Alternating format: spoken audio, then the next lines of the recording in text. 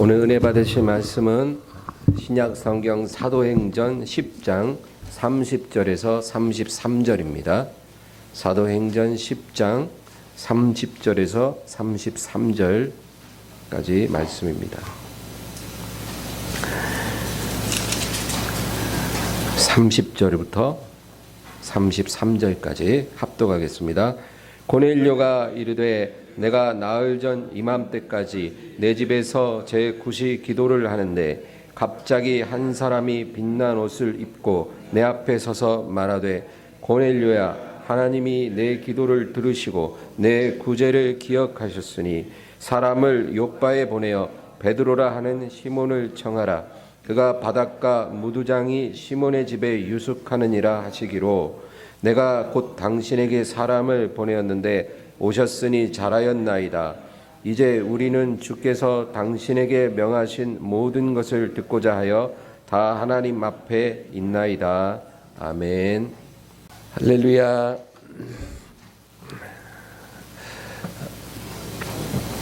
우리가 성경을 보면은 우리 하나님께서 자신을 드러내십니다. 우리가 하나님을 어떻게 알아요? 성경을 통해서 아는 거예요. 하나님이 우리에게 자신을 나타내 주시는 만큼 우리는 하나님을 알 수가 있습니다. 근데 성경에 보면 하나님은 판결하시는 하나님, 심판하시는 하나님이라는 거예요. 여러분, 우리가 하나님의 판결을 두려워해야 돼요. 왜냐하면 하나님의 판결은 정확한 것이고 영원한 것이기 때문에 그래요. 우리가 이 세상에서 억울한 일도 많이 당할 수 있어요. 그럴지라도 우리가 낙심하지 않습니다. 왜냐하면 그것은 진실이 아니기 때문에. 그러나 하나님의 판결을 우리가 잘못 받으면 그건 답이 없어요. 그래서 사람이 나를 어떻게 볼까? 세상이 나를 어떻게 판단할까 보다 하나님 앞에 내가 어떤 평가를 받을 것인가. 이게 정말 중요하다는 거죠. 그래서 하나님은 판결하시고 심판하신 하나님. 근데 개인도 심판하시지만 나라와 민족과 또는 가정을 하나님이 심판하시기도 한다는 거죠. 하나님이 심판하실 때 여러 방법이 있어요. 전쟁이 일어나거나 기근이 임하거나 전염병이 돌거나 어떤 자연재해가 일어난다든지 이런 일들이 사실은 하나님이 그렇게 행하시는 거예요. 그것도 하나님의 심판이에요. 그런데 이런 일이 일어나면 우리가 하나님께 돌아가면 돼요. 여러분, 이 세상에서 우리가 어떤 험한 일을 당하든지 그거는 하나님이 우리를 이렇게 징계하시는 거거든요. 회초리를 때리는 거예요. 그래서 나라와 민족을 하나님이 징계하실 때는 뭐 전쟁이 일어난다든지, 그렇죠? 여러분, 우리가 일제 때 신사참배해갖고 그 교회가 다 하나님을 거역해가지고 유교동란도 일어나고 그래가지고 교회가 다 불타버렸어요. 목사님들 다 총살당했죠. 이런 일들이 왜 일어나냐? 하나님을 노엽게 한 거예요. 이런 일들이 일어나거나 전염병이 돌거나, 그렇죠? 이런 일이 생기면 그 뭐예요? 하나님이 내게로 오라 이거예요. 내게로 오라. 내게 와서 고침받고 변화받아라. 그런데 하나님이 우리를 심판하시는 방법 중에 하나가 뭐가 있냐면 지도자를 통해서 심판하시는 거예요. 지도자를 하나님이 어떻게 세우느냐에 따라 축복이 될 수도 있고 그것이 재앙이 되고 심판이 될 수도 있다는 거예요. 그래서 어떤 나라에 공동체에 악한 지도자가 세워지거나 아니면 기존의 지도자가 어떤 중대한 실수를 하는 것은 그 지도자를 통해 그 공동체를 심판하시는 하나님의 방법이다. 그 얘기예요. 그래서 하나님이 어떤 나라가 죄를 범해서 그 심판하실 때는 그 나라에 악한 지도자를 세워요. 그래서 그 악한 지도자가 오랜 세월 통치하게 해가지고 그 나라를 완전히 초토화를 만들어요. 그래서 여러분 막 정치 얘기하고 막 위정자들 막 우리가 욕하고 막 그러잖아요. 근데 그러면 안 돼요. 왜냐하면 우리가 볼 때 정말 잘못된 지도자가 세워졌다는 것은 이 나라에 하나님이 심판을 행하시는 거예요. 그러니까 우리가 회개해야 되는 거지 그 지도자 욕한다고 해결되는 게 아니다. 예. 여러분 세상에서는 이런 얘기 안 하죠. 뭐 대통령이 잘못하면 그 잘못한 거 욕하고 국회의원들 잘못하면 국회의원들 욕하고 다 그런 식이지만 성경적인 역사관을 가져야 돼요. 그러면 하나님이 그렇게 일하신다는 거예요. 한 국가가 죄를 지으면 악한 지도자가 세워지게 하시고 또 어떤 교회가 범죄하고 하나님을 노엽게 하면 그 교회에 잘못된 목사가 취임하게 하시는 거예요. 그게 다 우연히 일어난 게 아니라 죄에 대한 하나님의 징계요 심판이라는 거예요. 어떤 가정을 하나님이 징계하실 때는 그 가정의 가장이 잘못되게 하시고 어떤 중대한 실수를 하게 해가지고 온 가정이 고통을 당하게 하시기도 해요. 그러면 그 가장 보고 당신이 뭘 잘못했어. 우리 아빠가 뭘 잘못했어. 이렇게 말하면 안 된다는 거예요. 그 가정에 대해서 하나님이 회개하라고 하실 때 그런 일이 일어난다. 그 얘기. 여러분 이스라엘의 역사 중에 그 사사시대라는 그 시기가 있어요. 사사시대. 구약 성경 보면 사사기라고 있죠. 네, 사사기가 바로 그 사사시대에 일어난 일들이에요. 이 시대는 여호수아가 죽고 모세의 후계자로 가나안에 들어간 여호수아가 죽고 그리고 사무엘 선지자가 활동하기 전까지 그 시대 BC 14세기부터 11세기까지 약 300년간을 사사시대라고 해요. 근데 이스라엘 역사에서 그 시대가 정말 어두운 시대라는 거예요. 그래서 이 사사시대를 표현하는 구절이 사사기 마지막 장 마지막 절에 나와요.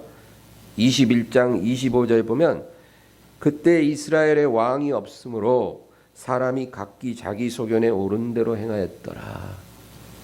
그 시대가 어떤 시대냐면 사람이 자기 소견에 옳은 대로 신앙생활하는 시대였어요.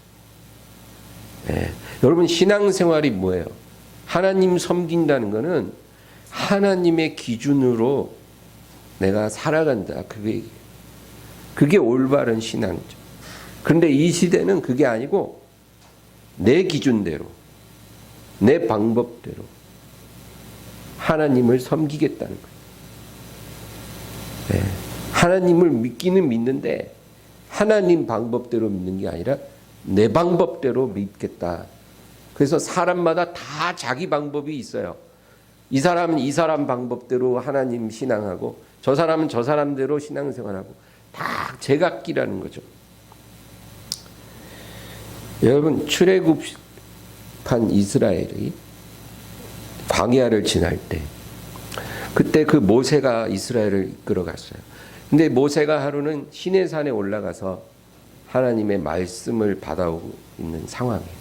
하나님이 모든 법도와 계명을 돌판에다가 쫙 새겨주시고 모세에게 하나님의 기준을 하사하시는 그런 상황이에요.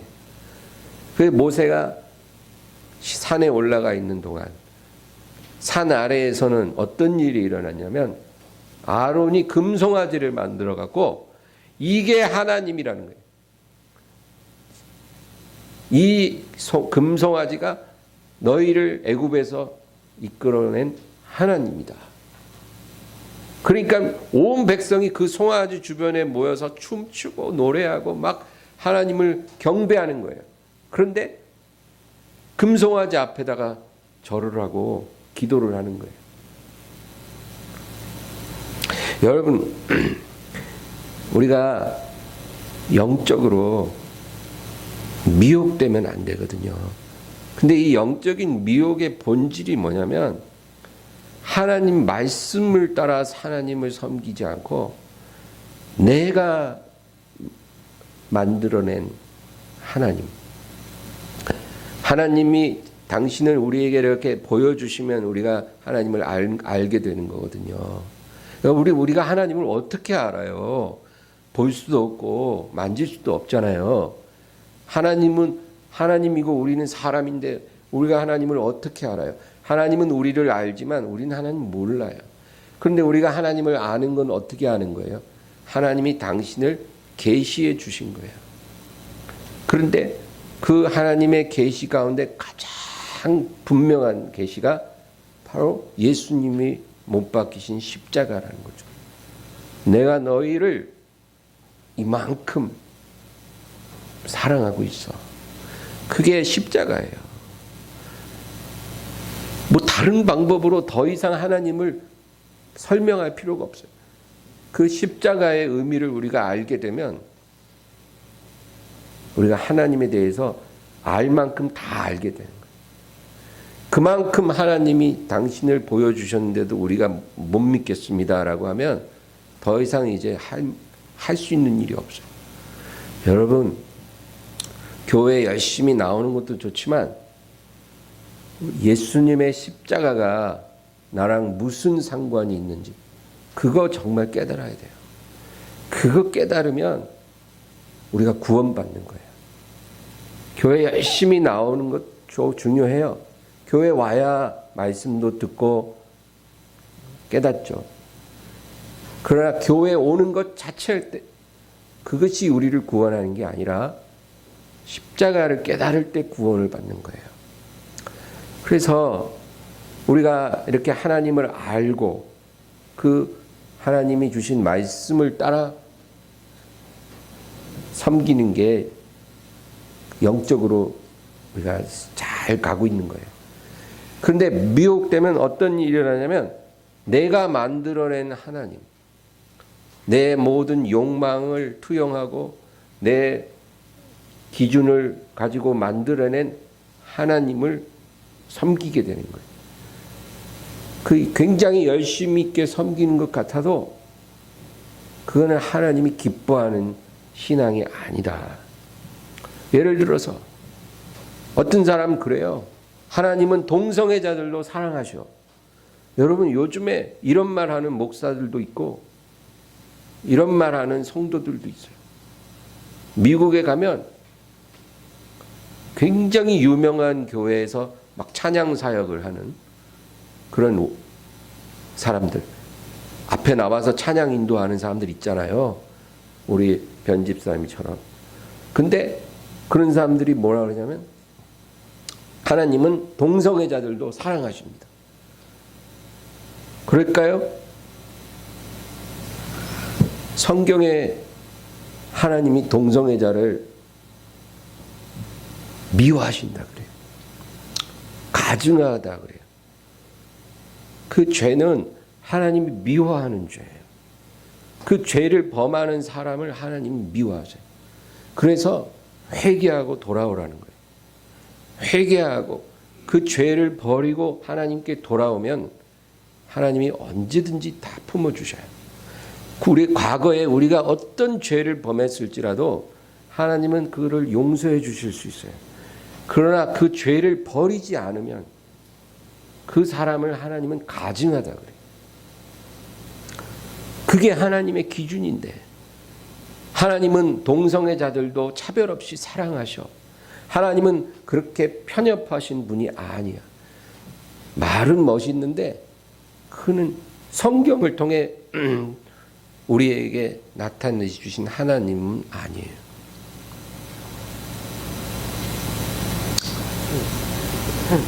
사사기 17장을 보면 그 에브라임 지파의 미가라는 사람의 이야기가 나와요. 여러분 시간 나면 사사기 17장 한번 읽어보세요. 그 에브라임 지파 미가라는 사람이 있는데 이 사람이 어느 날 은을 가지고 신상을 하나 만들어요. 그 신상을 딱 만들어서 자기 집에다 딱 갖다 놓고 그 다음에 자기 아들 중에 하나를 제사장으로 딱 세워서 에봇을 만들어 입혀요. 제사장들이 입는 옷 있잖아요. 그 가운 그걸 탁 입혀. 자기 아들 중에 하나예요. 그리고 이제 이 신상이 하나님이고 네가 제사장이다. 그러는 거예요. 세상에 누가 그렇게 신앙생활을 하라 했어. 그 당시에는 반드시 법궤가 있는 성막에 가서 하나님이 세운 아론 자손 제사장을 통해 제물을 드리고 하나님을 섬기도록 하나님이 그렇게 정하신 시대예요. 그럼 하나님이 정한 방법대로 하나님께 나아가야 되는 거예요. 자기 마음대로 신상 만들어서 하나님이라고 그러고 자기 아들 중에 한 명 세워갖고 에브라임 지파가 어떻게 제사장이 될 수 있어요. 근데 아들 한 명 제사장을 세우고 그리고 하나님을 섬긴다는 거예요. 이런 시대예요, 이 시대가. 근데 그러게 하고 있는데 어느 날 이 레위 지파에 속한 청년 한 명이 유랑을 하다가 그 미가의 집에 온 거예요. 너 어딘 지파냐? 그러니까 저 레위 지파입니다. 어디를 가고 있냐? 오갈 데 없어서 여기저기 방황하고 있습니다. 그래 그러면 좋다. 내가 너한테 생활비 줄 테니까 네가 이제 이 에봇 입고 우리 집 제사장 해라. 레위 지파니까 딱 좋네. 그렇게 얘기하는. 그런데 또 이 레위 지파 청년도 또 좋습니다. 밥만 먹여주시면 뭔들 못하겠습니까? 그래갖고 그 집 제사장이 됐다는 거예요. 그런데 더 가관인 건 뭐냐면 사사기 17장 13절을 제가 읽을게요. 이에 미가가 이르되 레위인이 내 제사장이 되었으니 이제 여호와께서 내게 복 주실 줄을 아노라 하니라. 이제 레위인이 우리 집 내 제사장, 내 제사장이 어디 있어요? 하나님의 제사장이지. 내 제사장 되었으니 이제 여호와께서 내게 복 주실 줄 아노라.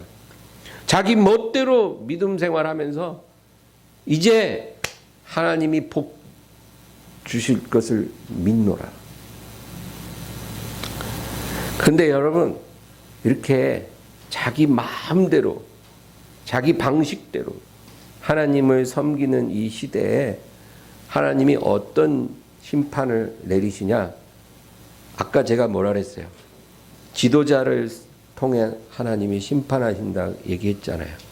그러니까 잘못된 지도자를 보내시는 거예요. 우리가 잘못된 길로 가면 하나님이 우리 앞에 잘못된 지도자를 보내요. 우리가 하나님께 순복하고 순종하면 하나님이 우리 앞에 선한 지도자를 세워요. 근데 이 시대에 어떤 지도자들을 하나님이 세우는 줄 아세요, 여러분?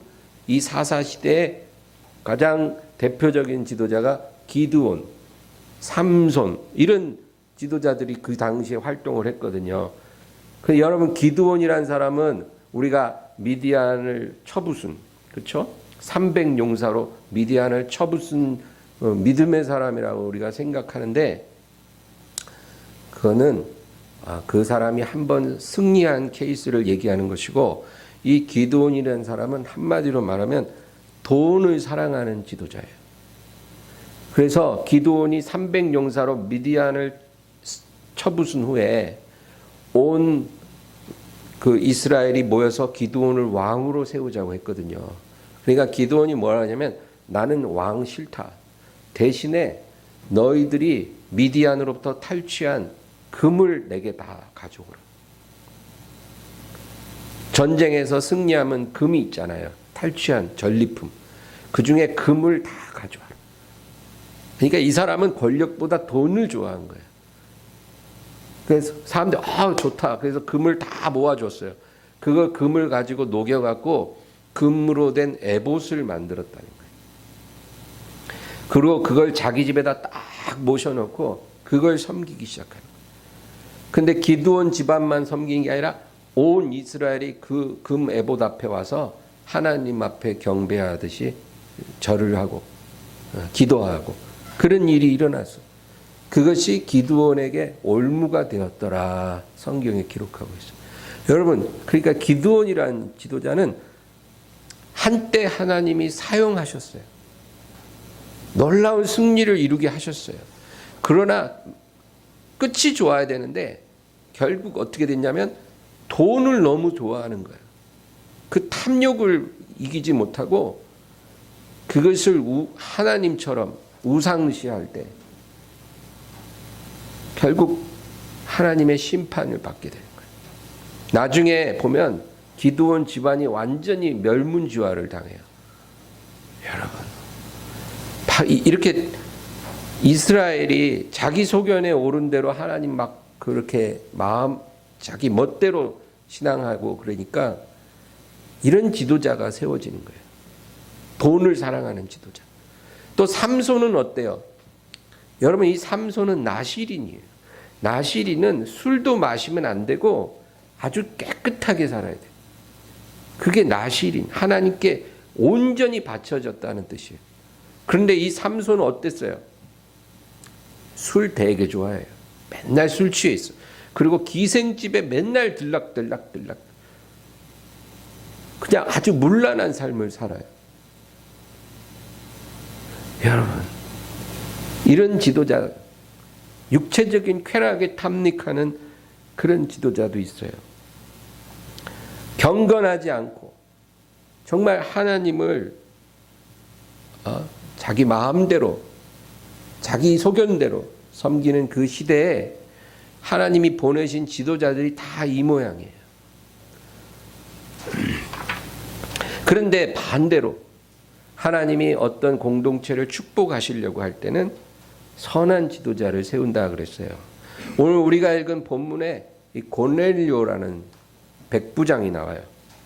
이 로마 군대 백부장. 고넬료, 우리말로 고넬료, 영어로는 코넬리우스. 그러니까 전형적인 로마인의 이름이죠. 코넬리우스. 이 로마인 장교는 어떤 사람이냐? 그는 식민지에 주둔하는 점령군의 장교였어요. 여러분, 이런 사람이 권세가 얼마나 센지 몰라요.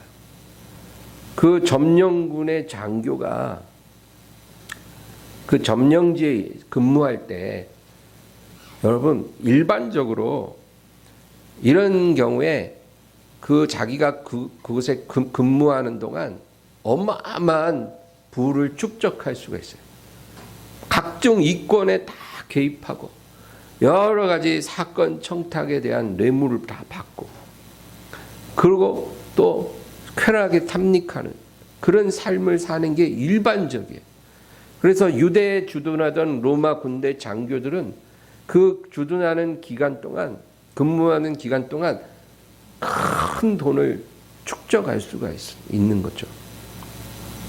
그리고 이제 한몫 단단히 챙겨서 이제 본국으로 돌아가면 또 안락한 노후를 즐기며 사는 거겠죠.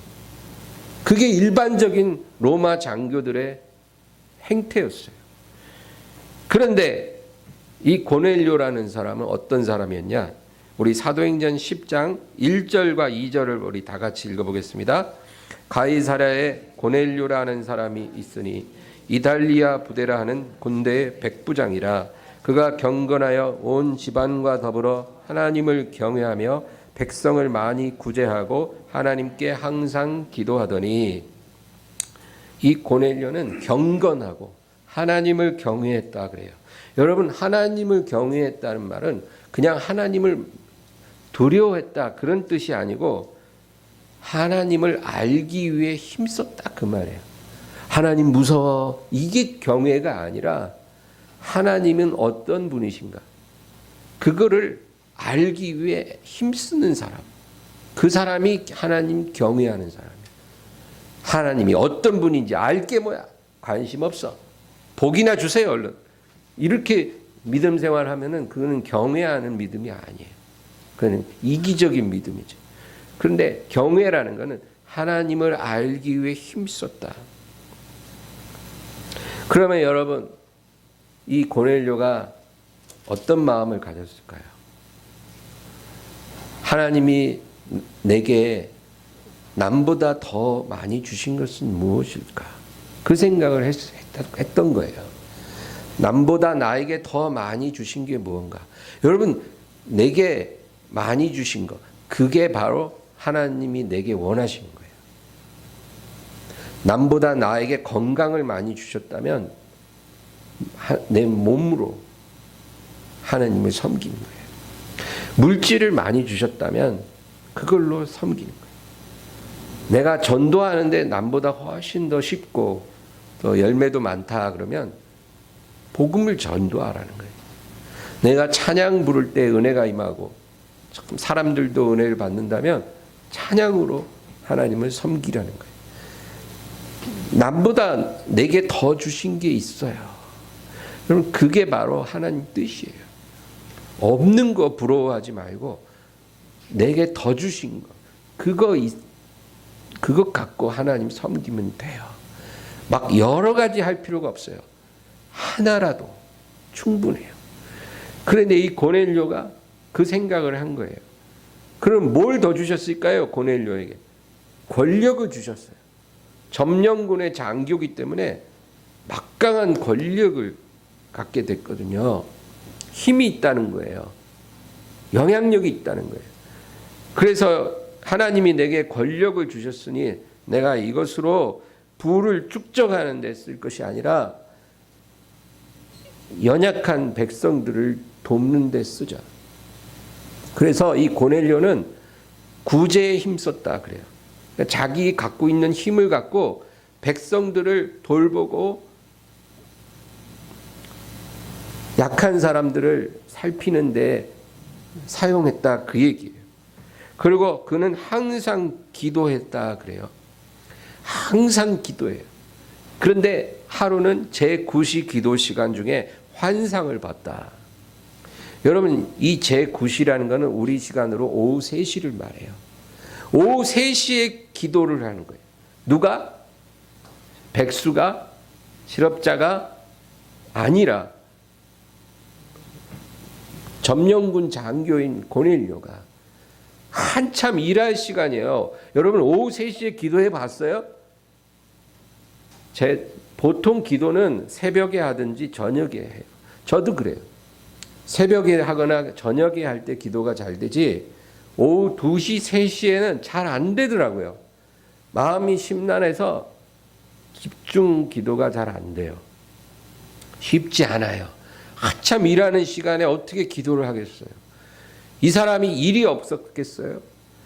그런데도 이 시간에 항상 기도했다는 것은 그 시간 되면 딱 만사를 중단하고 하나님 앞에 기도했다 그 얘기. 다니엘 같은 거예요. 그런데 그 시간에 환상을 봤다. 우리가 가장 기도하기 힘든 시간에 하나님 응답하십니다. 여러분, 우리가 가장 예배하기 어려울 때 하나님은 우리에게 축복을 내려주세요. 예배 드리기 쉽고 편할 때 드리는 것보다 예배 드리기 정말 어려울 때, 정말 난처하고 정말 쉽지 않을 때, 그때 드려지는 예배를 하나님께서 축복해 주시고 우리의 문을 열어주신 거예요. 3시 기도 중에 환상을 보는데 뭐라 그러냐면 우리 10장 30절 31절 30절 31절 다시 한번 읽어보겠습니다. 고넬료가 이르되 내가 나흘 전 이맘때까지 내 집에서 제9시 기도를 하는데 갑자기 한 사람이 빛난 옷을 입고 내 앞에 서서 바라되 고넬료야, 하나님이 내 기도를 들으시고 내 구제를 기억하셨으니, 하나님이 너의 기도를 들으시고 너의 구제를 기억하셨노라. 천사가 그렇게 말을 하는 거예요. 여러분, 이 세상에 우연은 없어요. 공짜도 없어요. 천사가 그냥 오다 가다 갑자기 할 일 없어 나타난 게 아니라 보냄을 받아서 고넬료에게 말을 해요. 하나님이 너의 기도를 들으셨고 너의 구제를 기억하셨노라. 하나님은 들으실 건 들으시고 기억하실 건 기억하십니다. 여러분, 우리 기도 땅에 떨어지지 않아요.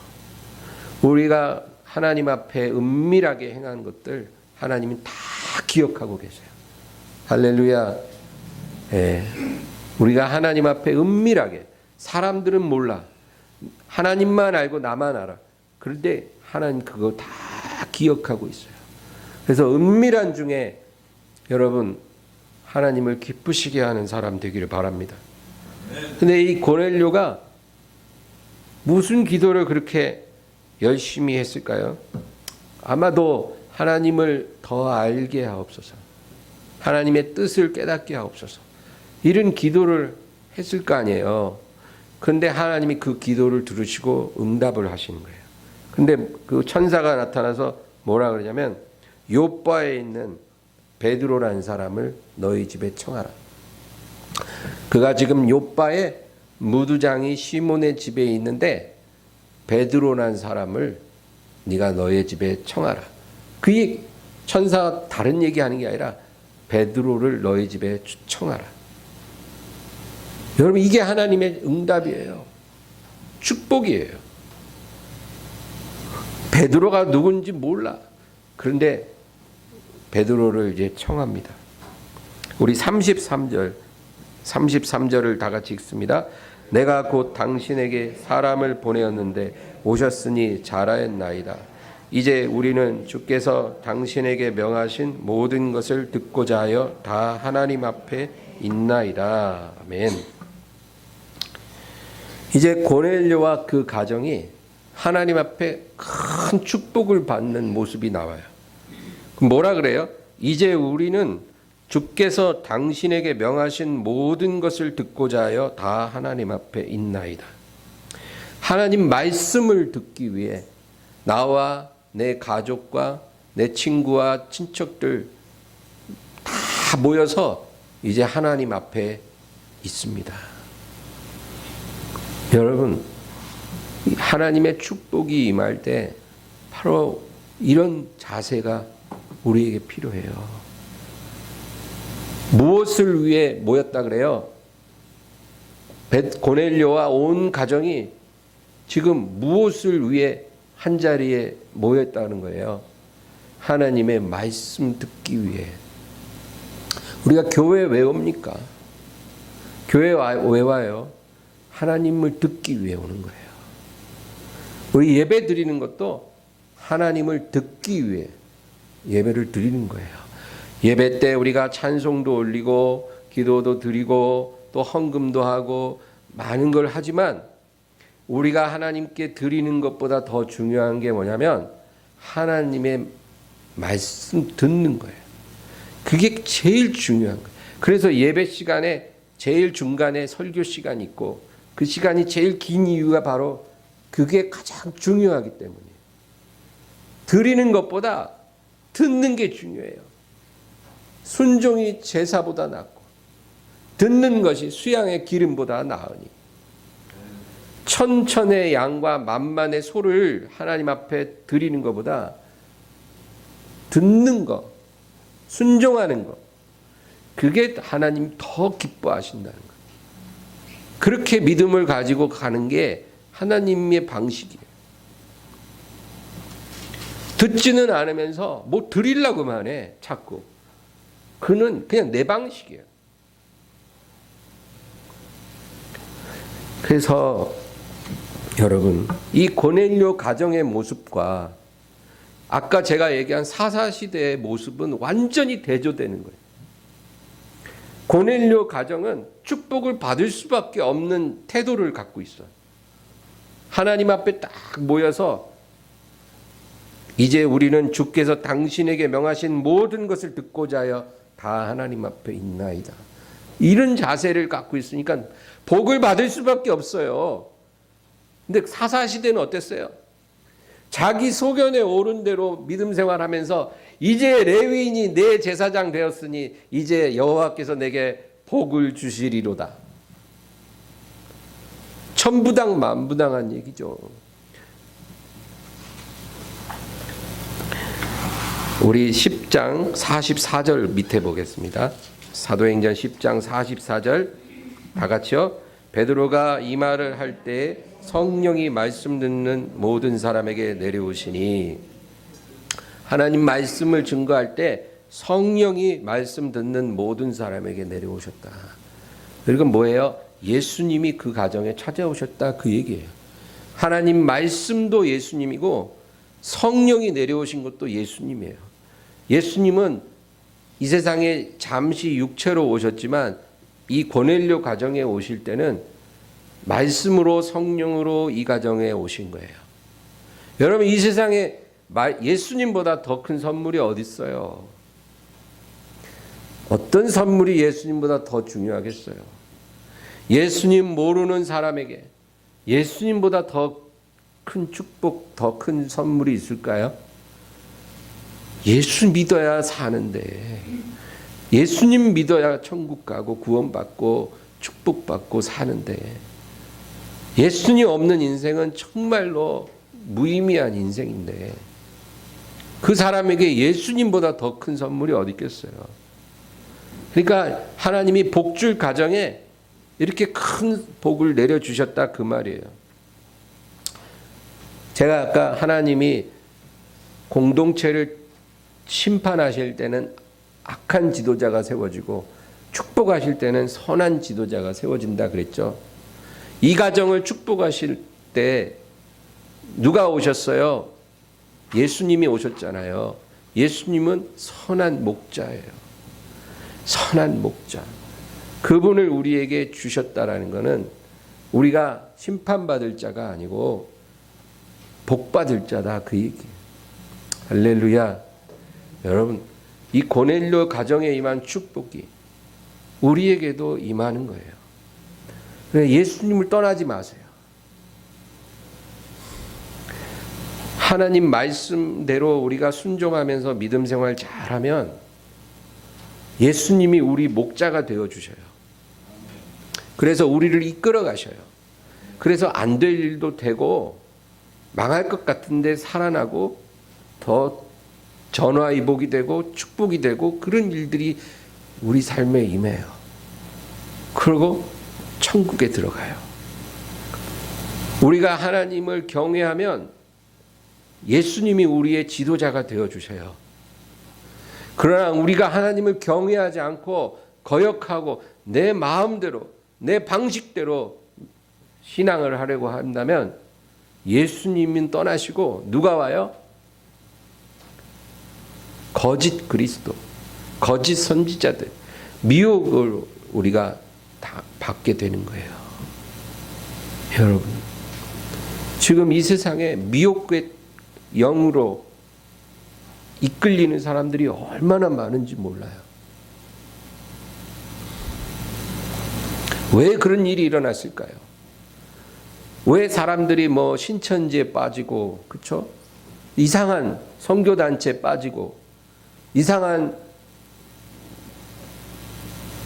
그런 기독교 단체에 빠지고 왜 그렇게 될까요? 자기 마음대로 신앙생활 하려고 그러니까 그런데 미혹이 되는 거예요. 자기가 듣고 싶은 말 해주는 쪽으로 마음이 가는 거예요. 네. 그러니까 우리는 그러면 안 돼요. 하나님의 말씀에 서기를 바랍니다. 말씀대로 따라가면 예수님이 우리를 인도해 주시는 거예요. 우리 마지막으로 성경 한 구절 더 찾아볼까요? 요한복음 14장이에요. 요한복음 14장. 요한복음 14장 23절. 14장 23절. 이건 중요해서 여러분과 함께 찾아보려고 합니다. 14장 23절 다 같이 읽겠습니다. 예수께서 대답하여 이르시되 사람이 나를 사랑하면 내 말을 지키리니 내 아버지께서 그를 사랑하실 것이요 우리가 그에게 가서 거처를 그와 함께 하리라. 아멘. 사람이 나를 사랑하면 내 말을 지키리니, 이 내 말을 지킨다는 말은 내 말을 사모하리니 그런 뜻이에요. 나를 사랑하면 내 말을 사모하리라. 내 아버지께서 저를 사랑하실 것이고 우리가 저에게 와서 거처를 저와 함께 하리라. 여기서 우리라 그랬죠. 예수님이 아버지와 아들과 성령 하나님이, 이 하나님께서 어떻게 한다고요? 우리에게 오셔서 거처를 함께 하신다. 나를 하나님의 거처로 삼으신다는 거예요. 여러분 얼마나 축복된 말이에요. 나를, 이 보잘것없는 나를 아버지와 아들과 성령께서 거처로 삼으시리라. 어떤 사람을요? 하나님 말씀 사모하는 사람. 그 사람에게 내가 거처를 함께 할 것이다. 그래서 여러분, 우리가 이 말씀 속에 들어가서 하나님을 섬기는 것, 이게 정말로 중요한 거예요. 성경은 그것이 하나님이 원하시는 신앙의 길이라는 거예요. 우리가 예전에는 그냥 교회 열심히 다니고, 그죠? 예배 열심히 드리고, 그리고 봉사 열심히 하고, 교회에서 시키는 거 그냥 순종 잘하고, 그러면 신앙생활 잘한다고 생각을 했어요. 옛날에는. 근데 오늘 고넬료의 가정을 통해서 우리가 깨달아야 될 거는 하나님의 말씀을 사모하는 것. 그게 중요하다는 거예요, 우리에게. 하나님 말씀을 사모하고 하나님을 듣기를 원하고 순종하기를 원하는 사람이 될 때 하나님이 우리에게 오신다는 거예요. 그 사람을 하나님이 사랑하시고 거처를 함께 해주신다는 거예요. 여러분, 하나님 알고 싶어요? 만나고 싶어요? 하나님과 동행하고 싶어요? 이런 마음의 소원이 없는 사람이 어디 있겠어요? 여러분, 열심으로 뭘 한다고 해서 되는 게 아니라 하나님 말씀을 사모하고 그걸 듣기 원하고 순종하기를 원하는 사람이 돼야 돼요. 네, 그게 진짜 하나님이 원하는 모습이에요. 네. 사랑합니다 하는데 성경 한 페이지도 안 봐. 의지합니다, 경배합니다 하면서 하나님 말씀대로 안 살아. 그러면 우리 입술의 고백만으로 하나님을 우리에게 오시도록 할 수 있을까요? 하나님이 인정하지 않는다는 거예요. 사람이 나를 사랑하면 내 말을 지키리니 사모하리니 내 아버지가 저를 사랑하실 것이고 우리가 저와 거처를 함께 하리라. 여러분, 오늘 이 말씀 기억하시고 우리 고넬료의 가정이 복받을 것처럼 우리도 그런 자세로, 그런 태도로 하나님을 섬기며 살아가기를 주의 이름으로 축원합니다. 기도하겠습니다. 하나님, 복 중의 복은 하나님이 우리를 찾아오시고 거처로 삼으시는 것입니다. 하나님이 나의 인도자 되시고 보호자 되시고 왕 되시기를 원합니다. 오늘 이 고넬료와 그 가정이 이러한 복 받을 때 이제 우리는 말씀을 듣고자 하여 다 하나님 앞에 있나이다라고 고백한 것처럼 우리도 이런 마음으로 이런 태도로 하나님 앞에 나오게 하시고 하나님을 듣게 하시고 순종하게 하옵소서. 우리가 결단을 할 때 우리가 순종하기로 결심할 때 하나님이 우리를 기뻐하시고 사랑하십니다. 우리에게 오실 것입니다. 오늘 이 믿음 저희들에게 주실 줄 믿사옵고 예수님의 이름으로 기도합니다. 아멘. 오늘 말씀을 생각하면서 우리 간절히 기도합니다. 주여, 주여, 주여.